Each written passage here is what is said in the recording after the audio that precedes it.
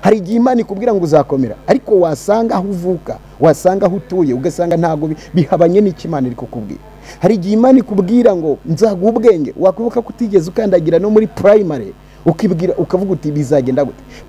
hari igihe Imana ikubwira ngo uzakomera ariko wasanga aho uvuka wasanga aho utuye ugasanga ntago bihabanye n'Imana iri kukubwira. shakisha ukuntu Imana wagendana n'Imana, nugenda wenyine uzagwa mu nzira uzatsindwa.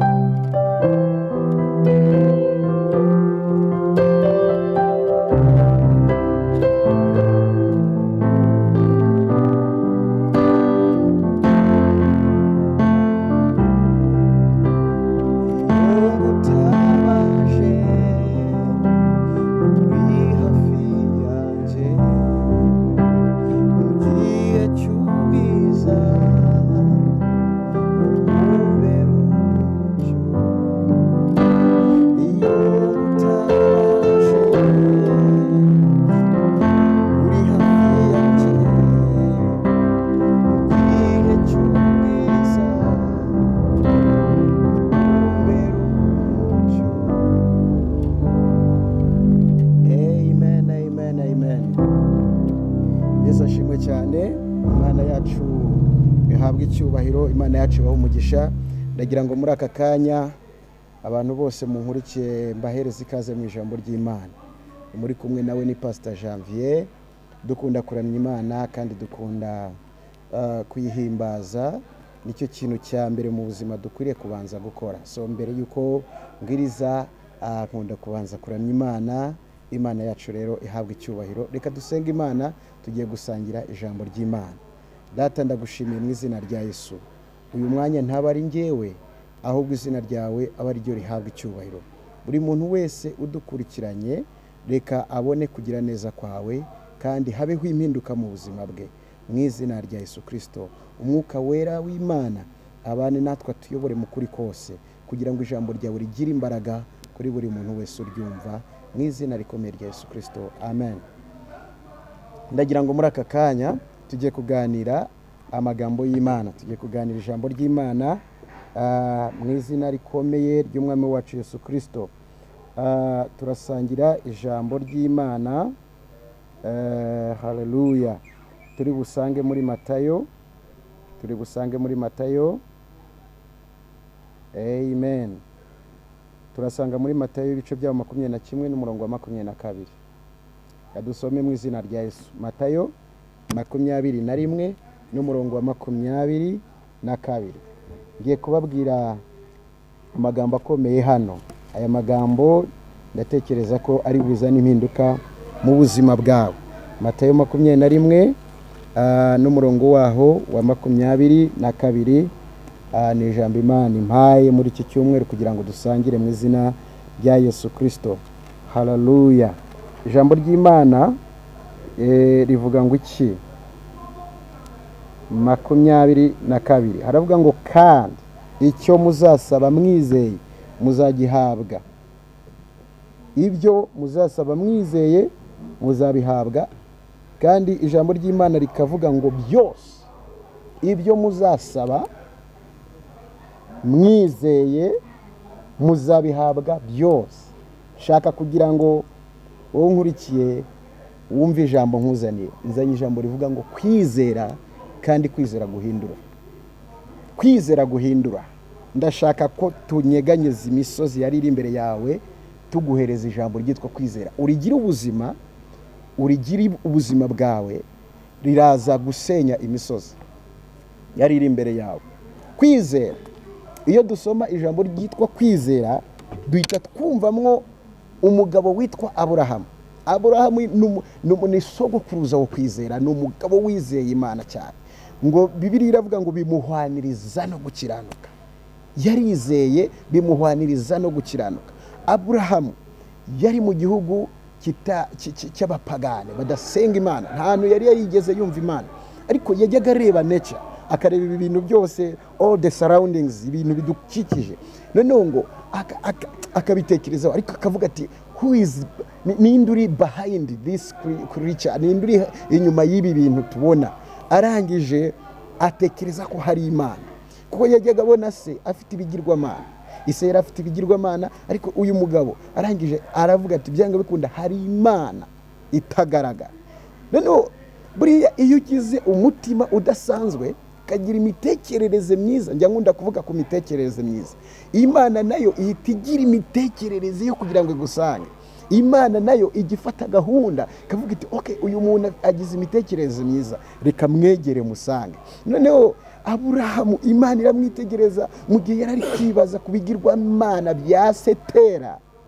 Arangije ngo Imana iramubonekira iraza iganira nawe, yamubwira iti siga umuryango wa so na nyoko ujye mu gihugu nzakwereka, nzaguhindura ubwoko bukomeye, nzogeza izina ryawe, nzagumugisha. Mu itangira ibice bya 12 yavuze imigisha 7 izamuhereza, iranditsemo va mu gihugu cya so na nyoko ujye mu gihugu nzakwereka. Ayo n'amagambo birakurikiranye, nugerayo nzaguha umugisha. Natwe niko tubwira abakristo, tubwira abantu bose batwumva, nukugira ibyo usiga, kugira ngo urugendo rwo kwizera n'urugendo rurerure bisaba kugira ibyo usiga, ukafata urugendo ukageraho Imana igushaka.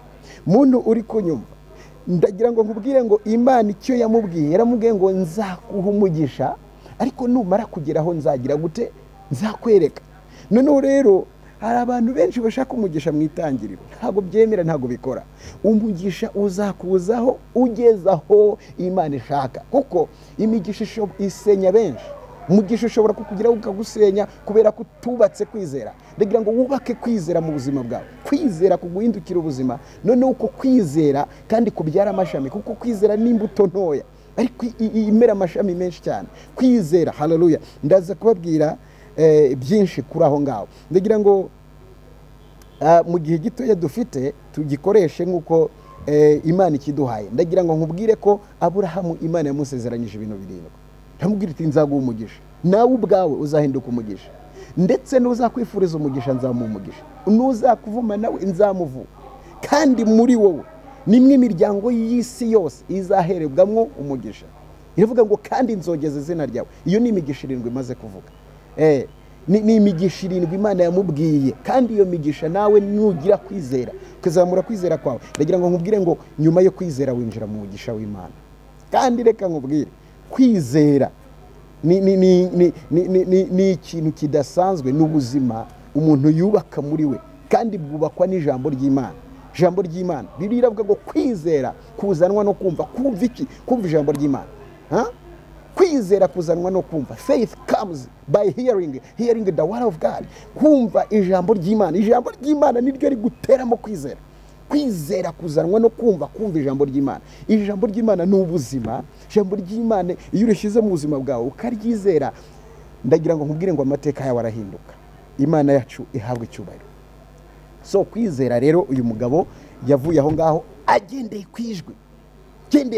Biri iravuga ngo muri Luka igice cya mbere aravuga ngo hahirwa uwizera ko ibyo yabwiwe n'Umwami Imana bitazabura kuba. Hahirwa uwizera ko ibyo yabwiwe n'Umwami Imana bitazabura kuba. Ukwiriye kwizera ko ibyo Imana yavuze ni ukuri. Ukwiriye kwizera ko ibyo Imana yakubwiye ari ukuri, kandi uhagarare mu cy'Imana yavuganye nawe. Nuhagarara mu cy'Imana yavuganye nawe, ndagira ngo nkubwire ngo umugisha w'Imana uzakuzo. Ndashaka kugira ngo mbigishe gato kubwo kwizera guhindura, kwizera kunyeganyeza imisozi. Yesu yigeze yavuga mu ijambo ry'Imana, na stili byanditse muri Mateyo, aravuga ngo mwagira kwizera kungana n'akabuto ka sinapi, mushobora kubwira iyi misozi ngo kurwaho. Ibyo byari bigenze gute? Yesu yaraciye ku giti cy'umutini, agiciyeho noneho ngo abigishwa nyine hariho inzara, bari bashonje. Noneho Yesu ngo ashaka imbuto kuri icyo giti arakibura, ariko kandi ngo ntago cyari n'igihe cyo kwera imbuto. Ariko Yesu arangije aragihindukirana kabisa, aravuga ati n'ukuntu nari nshonje nkaba ntabonye imbuto kuri wowe. Arakivuma ngo mu gitondo bahanyuze basanga cya giti cyumye. Ngo birabatangaza cyane, bati Yesu arababwira tumva, ibi ni ibintu bito cyane. Ndagira ngo niwizera Imana, niwizera iyi Imana ndimo ndababwira, niwizera iyi Imana ya Aburahamu na Isaka na Yakobo. Ndavuga ngo ni Imana itanga isezerano, Imana ya Isaka, kandi ni Imana irinda isezerano, Imana ya Yakobo igasohoza isezerano. Ni Imana itanga isezerano, ikaririnda kandi ikarisohoza. Noneho Yesu arababwira ngo mufite kwizera kungana n'akabuto ka sinapi. Akabuto ka sinapi ndakazi ndatugira, ni gato cyane, n'akantu kajya kumira nk'ishaka cyangwa se kajya kumira nk'uburo, gato cyane. Ngo ariko ngo mugize kwizera kungana n'aka kabuto, ngo mushobora kubwira imisozi, mwabwira ngo n'uyu musozi ukakurwaho, ejo mu gitondo mwasanga wamaze kuvaho. Ndagira ngo uzamure kwizera mu Kristo nyumva, zamura kwizera, umenye ko Imana, buriya Bibiliya iravuga ngo kugoramye Imana iziyerekana nk'igoramye, kunjiji zigaragaza gutyo, ariko kumunyambaraga iziyerekana nk'inyambaraga. Umva muri Efeso ibice byaho 3:20 haravuga ngo ibasha, he is able to do exceedingly abundantly above all we can pray for and we can imagine, as the power of God works among us. Uko imbaraga z'Imana zikorera muri twebwe ziri, ibasha gukora ibiruta cyane. Imana ibasha gukora ibiruta cyane. Just believe, izera Imana. Yesu ashimwe cyane. Wizera Imana ko ishobora byose. Noneho Yesu hano yavuze ijambo rikomeye, aravuga ngo mufite kwizera kungana n'akabuto ka sinapi. Ibyo nari maze kubivuga, mwabwiriye umusozi. Noneho hano twasomye havuze ngo you will receive whatever you ask for in prayer if you believe. Muzabona icyo mushaka cyose ni mugisaba mwizeye. Icyo muzasaba cyose, ibyo nta nubwo ari iki, ibyo muzasaba byose ngo mwizeye muzabihabwa. Aburahamu yizeye Imana, Imana imubwiye urubyaro, ariko kumubwira urubyaro nta mwana afite n'ishiki. Hari igihe Imana ikubwira ngo uzakomera, ariko wasanga aho uvuka, wasanga aho utuye, ugasanga ntago bihabanye n'Imana iri kukubwira.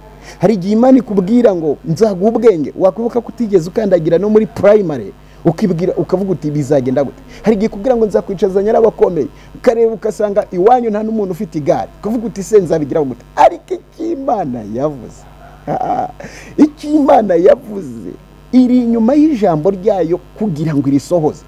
ndagira ngo wizere ijambo ry'Imana kandi urigenderemo. Ijambo ry'Imana urigira ubuzima bwawe. Ijambo ry'Imana urigira ubuzima bwawe bwa buri munsi. Ndagira ngo nkubwire ngo uzabona impinduka idasanzwe. Turi ku ijambo ryitwa kwizera. Mu Baheburayo ibice byaho 11 umurongo waho wa 6 hari ijambo rivuga ngo ntibishoboka kutizera yanezeza Imana. Ntibishoboka. It is impossible. Ntushobora kunezeza Imana udafite kwizera. Kwizera ni iki? Kwizera ni ukumenya neza udashidikanya, ufite ibyiringiro yuko ibyasezeranywe, yuko iby'Imana ivuga ari ukuri, ugakuraho gushidikanya. Ndagira ngo nufata Imana ukayizera, ukayishyira mu buzima bwawe, ukayishyira mu bwonko bwawe, ukayishyira mu mutima wawe, ukagendera mu ijambo ryawe, kuko Imana ni ijambo. Ijambo Kristo niwe jambo. Ugendera mu ijambo, korera mu ijambo, bana n'ijambo. Ndagira ngo nkubwire ngo nuryizera ubuzima bwawe ntibuzasigara nk'uko bwari bumeze. Ntibishoboka kutizera ashobora kunezeza Imana. Uzi impamvu atanezeza Imana? Kuko Imana inezezwa no kwizera, kuyizera. Shakisha ukuntu Uwiteka yaba mu ruhande rwawe. Shakisha ukuntu Imana wagendana n'Imana. Nugenda wenyine uzagwa mu nzira, uzatsindwa. Ariko nugendana n'Imana kandi ukishimirwa nayo, Imana ikakureba ikavuga iti uyu ni umuhungu wanjye, uyu ni umukobwa wanjye. Imana ikakwishimira. Ndagira ngo nkubwire ngo ibyo ubona bikomeye, imisozi ubona ikomeye iri imbere yawe yose izaguhunga, izakurwa ku buzima bwawe. Uwitwa Yosuwa nawe yungamo aravuga ati ibyo Kalebu avuze ni ukuri. Aravuga ngo ahubwo nona duhaguruke tubatere, kuko Uwiteka ari mu ruhande rwacu. Nta kabuza. Imana ihita ivuga itaba abagabo babiri bafite imitekerereze itandukanye n'iy'abandi. Aba bagabo babiri bafite imyumvire itandukanye n'iy'aba bantu, aba nibo nzageza mu gihugu n'urundi rubyaro rushyashya. Abandi bose barizengurutseho. Reka nkubwire, nutagira kwizera uzaho mu buzima bwizengurukaho. Isengesho ritarimo kwizera nta buzima rifite. Isengesho ritarimo kwizera ntibishobora kurenga kino kirere. Isengesho ritarimo kwizera nuwizera, nusenga wizera Imana ko ishobora byose. Niki gituma abantu batizera? Niki gituma abantu batizera? Ni umuzi witwa gusharira w'icyaha uri muri bo. Gishobora gutuma utizera. Saduraka Meshaki na Abedenego ngo baravuze bati Imana twizeye ntabwo tuzayihemukira. Bacana itanura ry'umuriro bati turabajugunyana. Baravuga bati reka da, ibyo ni ibintu bitoya, Imana ibasha kudukiza. Umva nawe uri kubona itanura ryenyegerejwe inshuro 7 n'igihugu cyose cyateranye, ariko bati Imana ibasha kudukiza amaboko yawe mwami, kandi nawe itadukiza. Umva uko ni ukwizera. Kwizera Imana. Imana yagukiza cyangwa itagukiza, ukwiye kwizera ko iriho ishoboye byose. Ariko kandi ntabwo uzaviramo aho ni wizera Imana. Ntabwo uzaviramo aho. Ravuga ati basha ibakiyihamya gutyo, ako kanya habayeho icyo bita intervention, habayeho rapid intervention, habayeho gutabarwa kwihuse cyane. Yesu ngo ahita amanuka aza yicara muri uwo muriro awugendamo akiwugeramo. Reka nkubwire, Yesu yageze mu buzima bwa bya bindi witaga ko bikomeye, bimwe watinyaga, bimwe wabonaga nk'umuriro, bihinduka ubusa, tangira kubijaka ukabibura. Ngo barabahambira babona umuriro uri kwaka. Kuma umuriro na dikata Yesu yawujimije kera. Reka nkubwire, ibyo ucamo n'ibigushinyikiye n'ibiguteye ubwoba nibyo wumva byenda kukurangiza. Reka nkubwire, ntago ariko bizagenda. Birashinyitse ariko ntago bishikura. Ngo babajugunyamo. Ikintangaza, ababajugunyemo umuriro warabasamye urabamira, kuko nta kintu bari bafite kibakingira. Ariko bano bamanukana kwizera, bajya mu muriro babajugunyamo. Bagezemo ngo bahura Yesu basanga yabatanzemo, ngo batembera mu muriro. Ngo witwa Nebukadinezari araza arayabyitegereza, aravuga ati munize na marinete, munize na marinete, munize na marinete, mbanze ndebe, munize ngo ngo yitegereje aravuga ati ariko ko twajugunyemo abantu batatu, sibyo siko twajugunyemo abantu batatu? Ati yego. Ati none se ko mbona ishusho y'uwa kane, ndimo ndabona undi muntu wa kane kandi iyo shusho irasa n'iy'umwana w'Imana. Surprisingly ishusho y'uwa kane irasa n'iy'umwana w'Imana. None se uyu nguyu yari yarigeze yumva ibya Yesu? Reka yahise yerekwa. Reka nkubwire kwizera zamura kwizera, ndagira ngo nkubwire n'abatabona bazabona. Nebukadinezari umupagani gutangira guhishurirwa Yesu, niwe mupagani wahishuriwe Yesu, aramuhanura pe ati ishusho y'uwa kane irasa n'iy'umwana w'Imana. Bigenze gute? Kubera aba bagabo bahamije. Ndagira ngo uzamure kwizera guhindura. Daniyeli bamutera ubwoba bati turakujugunya mu rwobo, arushaho gusenga. Ndagira ngo nkubwire ikintu kizakomeza kwizera kwawe ni ugusenga no gusoma ijambo ry'Imana. Kimwe mu bintu biza making a strong kwizera muri wowe ni ugusoma ijambo ry'Imana. Soma ijambo ry'Imana, kwizera kwawe kurazamuka gukomere kandi kurahindura amateka. Gusenga n'ijambo ry'Imana. Noneho ngo Daniel arushaho gusenga, kwajya senga gatatu kandi yerekeza amadirishya ye i Yerusalemu.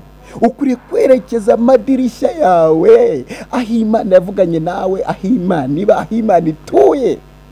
Imana ituye muri twe kandi Imana ituye mu ijambo ryayo. Ugendere mu ijambo ryayo, werekera aho ngaho, uyubahe, ibindi byose ntibikureba. Daniyeli baramukangije, ariko reka nkubwire kwizera ntago gukangika. Kwizera nta muntu ushobora gukanga kwizera. Daniyeli arakomera. Baragije bamujuguye mu rwobo, bakimujuguyemo ngo basa intare zimubonye zirikanga ziti twariye benshi. Ariko uyu nguyu we ntabwo ari inyama ya nimusi, sizi niba ariko babivuga. Nika nkubwire ntabwo uri ibyo kurya by'abadayimoni, ntabwo uri ibyo kurya by'umwanzi. Ariko nubu udafite kwizera, niba udafite Imana mu buzima bwawe, intare zizagushwanyaguza. Yes. Ariko kubwo kwizera, niba ufite Kristo mu buzima bwawe, waramwuba, wararetsa kubaka ubuzima bwawe, ibiteye ubwoba bizatera abandi ubwoba, ariko we ntibizagutera ubwoba. Arangije ntare zigera zimurindira umutekano, zimukorera protocol. Ibi kwica bizagukorera na protocol. Umva ijambo ryitwa kwizera. Arangije mu gitondo umwami aza kureba, ngo nawe yari yarayasenga kuko ntago yabishakaga, yabikoreshejwe n'amategeko y'abari abagabo. Ngo aje kureba, arahamagara ati Daniyeli mugaragu w'Imana isumba byose, ese Imana yabashije kukurinda iminwa y'intare? Arangije aravuga ngo nukuri nyagasani, Imana yabonye ko nta gukiranirwa kwambonetseho. Imana yabonye ko kandi nawe sinagwemukiye. Nawe ukwiriye kurangwa n'ubunyangamugayo. Kwizera kuza n'ubunyangamugayo mu buzima bw'umuntu. Kandi udafite ubunyangamugayo nanone kandi ntugira kwizera. Yesu nawe aza kuvuga ngo muri Yohana 15 aravuga ngo nimuguma muri njye, amagambo yanjye akaguma muri mwe, musabe icyo mushaka, ask whatever, musabe icyo mushaka cyose nzagikora. Nimuguma muri njye, amagambo yanjye akaguma muri mwe, musabe icyo mushaka.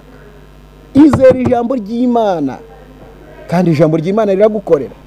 Ni ijambo rigukorera. Iyi Imana imanutse ije kugusubiza. Imana iza kureba ijambo wabitse muri wowe, iryo jambo niryo rigukorera. Sinzi niba unyumvise. Ndavuze ngo iyi Imana ije gusohoza isezerano ryayo mu buzima bwawe, izireba ijambo wabitse, iryo wizeye. Nigikurikira kabwiti uyu yabitse ijambo. Niyo mpamvu Dawidi yavuze ngo nibiki ijambo ryawe mu mutima wanjye. Impamvu nabitse ijambo ryawe mu mutima wanjye ni ukugira ngo ntazagucumuraho. Ndagira ngo Imana ibahe umugisha, ibagirire neza, amahoro y'Imana bane namwe. Ndabakunda mu izina rikomeye ry'Umwami wacu Yesu Kristo. Hanyuma haleluya, zamure kwizera kwawe, zamure kwizera muri uyu munsi wa none. Haleluya.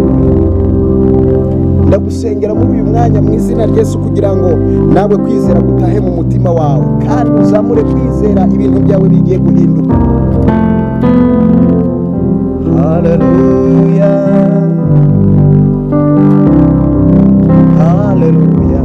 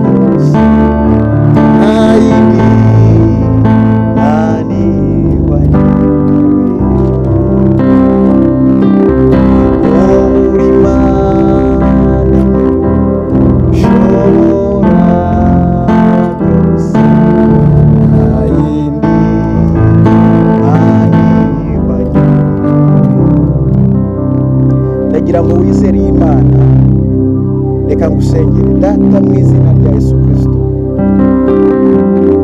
ndagushimiye kuri uwera, minsi yose urahambaye, ntawe usa nawe kandi ntawe wahwanye nawe.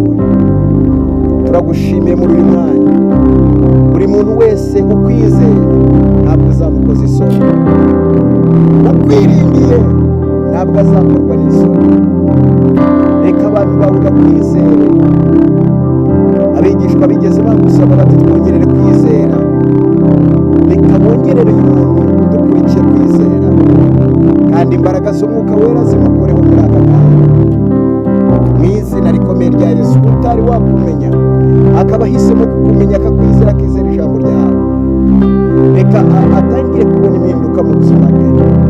Haleluya, mu izina rya Yesu Kristo.